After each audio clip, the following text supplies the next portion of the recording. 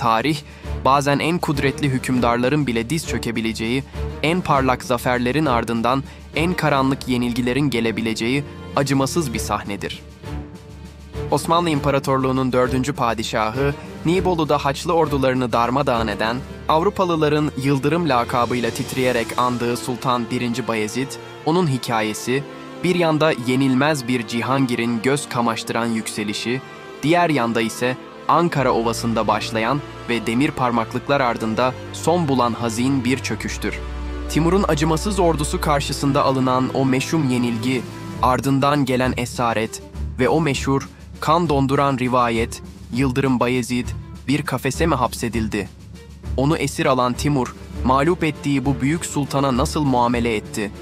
Ve en önemlisi, Yıldırım lakaplı padişahın esaretteki sır dolu ölümü nasıl gerçekleşti? İntihar mı, hastalık mı, yoksa tarifsiz bir keder mi? Bu videoda Yıldırım Bayezid'in kayıp onurunun, tartışmalı esaretinin ve ölümünün ardındaki sansasyonel iddiaların ve tarihi gerçeklerin izini sürüyoruz. Hazırsanız Osmanlı'nın en büyük trajedilerinden birine doğru yola çıkalım.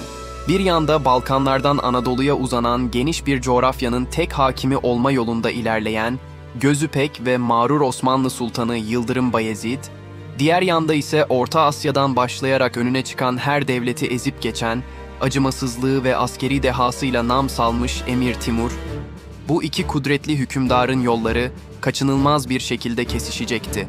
Aralarındaki gerilim, birbirlerine gönderdikleri hakaret dolu mektuplarla daha da tırmanıyordu. Bayezid, Timur'u ihtiyar köpek olarak aşağılarken, Timur da Osmanlı Sultanı'nı kibirle suçluyordu. Timur, Sivas'ı ele geçirip acımasızca yağmalayarak Bayezid'e gözdağı vermişti. Ancak Yıldırım, kendine olan aşırı güveni ve belki de Timur'un gücünü hafife almasıyla kaçınılmaz sona doğru ilerliyordu. İstanbul kuşatmasını kaldırarak ordusunu Timur'un üzerine sürdü. Ve kaderin cilvesi, iki büyük ordu, 1402 yılının o sıcak Temmuz gününde Ankara'nın Çubukovası'nda karşı karşıya geldi. Ankara Ovası, tarihin en kanlı ve en kader belirleyici savaşlarından birine sahne oluyordu. Timur'un filleriyle güçlendirilmiş, sayıca üstün ordusu karşısında Yıldırım Bayezid'in ordusu kahramanca direniyordu. Ancak savaşın en kritik anlarından birinde Osmanlı ordusundaki Kara Tatarların ihanet ederek Timur'un saflarına geçmesi dengeleri alt üst etti. Osmanlı hatları çözülmeye başladı. Yıldırım Bayezid, etrafındaki az sayıda sadık askeriyle son bir gayretle savaşmaya devam etti. Kaçma tekliflerini reddettiği, "Ben Sultan Bayezid'im, beni sağ olarak hükümdarınıza götürünüz" diyerek teslim olduğu veya bir gürz darbesiyle atından düşürülerek yakalandığı rivayet edilir. Sonuç değişmedi. Yenilmez denilen Yıldırım, savaş meydanında esir düşmüştü. Osmanlı ordusu darmadağın olmuş, Anadolu'nun kapıları Timur'a ardına kadar açılmıştı. Yıldırım Bayezid, elleri bağlı olarak Timur'un otağına götürüldü. Peki, acımasızlığıyla ün salmış Timur, esir aldığı bu büyük düşmanına nasıl davranacaktı? Tarihi kaynaklar bu konuda ikiye ayrılmış durumda. Bazı kaynaklara göre Timur, Bayezid'i ilk başta saygıyla karşılamış, onu teselli etmiş, hilat giydirmiş ve hatta isteklerini yerine getireceğini söylemişti. Belki de Timur, böylesine büyük bir sultanı esir almanın verdiği gururla ona bir nebze lütuf göstermek istemişti. Hatta Timur'un Bayezid'in harbin sorumluluğunu ona yüklediği ve "Eğer sen beni mağlup etseydin, benim ve askerlerimin hali ne olacağı belliydi ama ben seni bağışladım" dediği de rivayetler arasında. Ancak bu ilk saygılı muamelenin ardından kara bulutlar Yıldırım'ın üzerinde daha da yoğunlaşacaktı. Özellikle Bayezid'in çok sevdiği eşi, Sırp despotu Lazar'ın kızı Olivera Despina'nın Mara Hatun da esir düşmesiyle aşağılamaların başladığı iddia edilir. Rivayetlere göre Timur, düzenlediği bir içki meclisinde Yıldırım Bayezid'i zincirli bir halde karşısına oturtmuş ve eşi Olivera'ya, belki de uygunsuz kıyafetlerle veya bazı kaynaklara göre çırılçıplak bir halde kendisine ve misafirlerine şarap servisi yaptırmıştı. Bu, mağrur bir Osmanlı sultanı için dayanılmaz bir zilletti. Yıldırım Bayezid'in esaretine dair en çok tartışılan, en sansasyonel ve en tüyler ürpertici iddia ise şüphesiz Demir Kafes rivayetidir. Arap, Bizans ve bazı Osmanlı kaynakları Timur'un Yıldırım Bayezid'i demir bir kafese hapsettiğini ve gittiği her yere bu kafes içinde götürdüğünü yazar. Ünlü tarihçi Profesör Doktor Fuat Köprülü, bu rivayetin halk muhayyilesinde doğmuş bir masal değil, tarihi bir vakıa olduğunu savunur. Hatta Köprülü, Doğu İslam dünyasında esir düşen hükümdarların kafese konma geleneğinin var olduğunu, Selçuklu Sultanı Sencer ve son Abbasi halifesinin de benzer akıbetleri yaşadığını belirtir. Evliya Çelebi gibi bazı Osmanlı tarihçileri de bu olayın gerçekliğine inanmıştır. Ancak özellikle 16. ve 17. yüzyıl Osmanlı saray tarihçileri bu iddiayı şiddetle reddetmiş, Osmanlı'nın onurunu korumak adına böyle bir aşağılamanın yaşanmadığını savunmuşlardır. Peki gerçek neydi?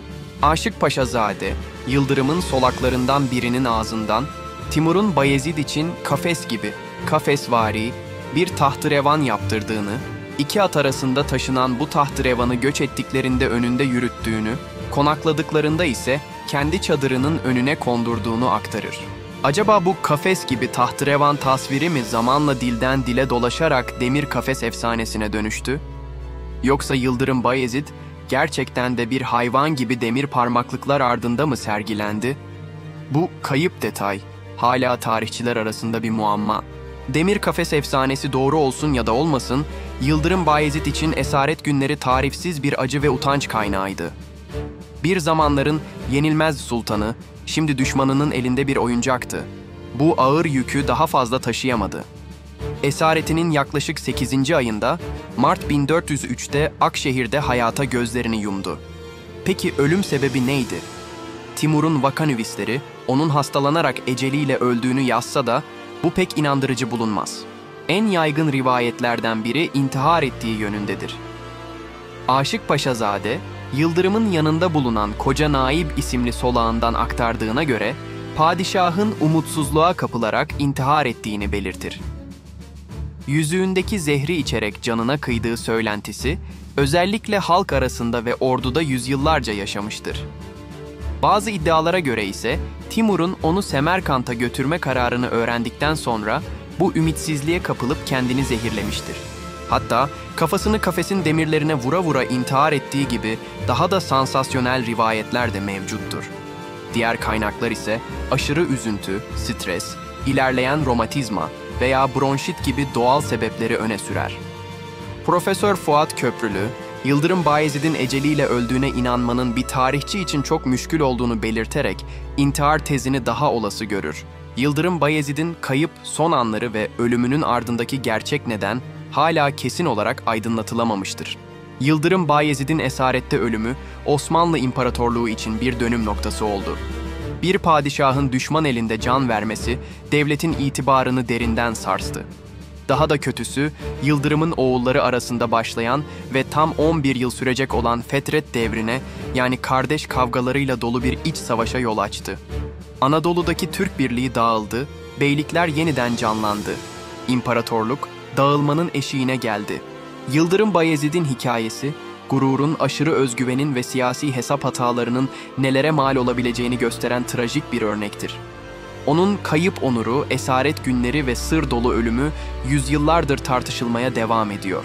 Acaba Timur ona gerçekten bir kafeste mi zulmetti, Yıldırım gerçekten intihar mı etti? Bu soruların kesin cevapları belki de tarihin derinliklerinde sonsuza dek kayıp kalacak. Ancak Yıldırım Bayezid'in trajedisi aynı zamanda bir milletin en zor zamanlarda bile yeniden ayağa kalkma gücünü de simgeler. Fetret devrinin ardından Osmanlı İmparatorluğu, küllerinden yeniden doğarak daha da güçlenecektir. Peki bu kayıp hikaye size neler düşündürdü?